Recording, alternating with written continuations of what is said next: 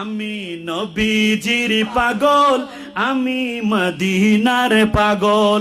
মারহাবা হন, নবীর নাথ ফুললে টিয়াও আইয়ে মারহাবা হন না।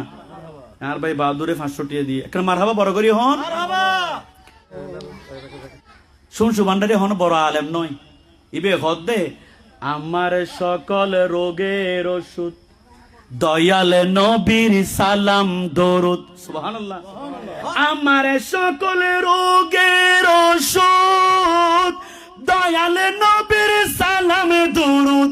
বকতে চিতে পড়ি যখন, বকতে চিতে পড়ি যখন, হই সুস্থ সবল। আমি নবীজির পাগল, আমি মদিনার পাগল। অনেক 5 ওয়াক্ত নামাজ পড়িবেন। কি পড়িবেন? 5 ওয়াক্ত নামাজ পড়িবেন।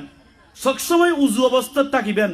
রাতিয়া ঘুম যাবের সময় অনে উজু করে ঘুম যাবেন।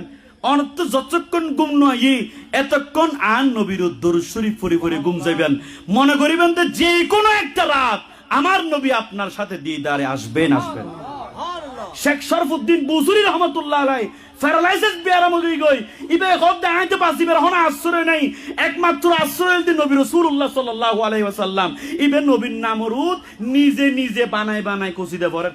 আর তো প্যারালাইসিস বিয়ারাম গিয়ে মরি যাইম বই, তখন ইবে নিজে নিজে বানায় বানায় কসিদে পড়েন।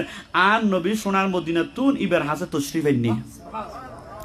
আর নবী খোদে আই সাদর দি তোমারে বালা করি রে মুছি দিলাম, ফজরত দেখে দিবের প্যারালাইসিস ভালো গিয়ে।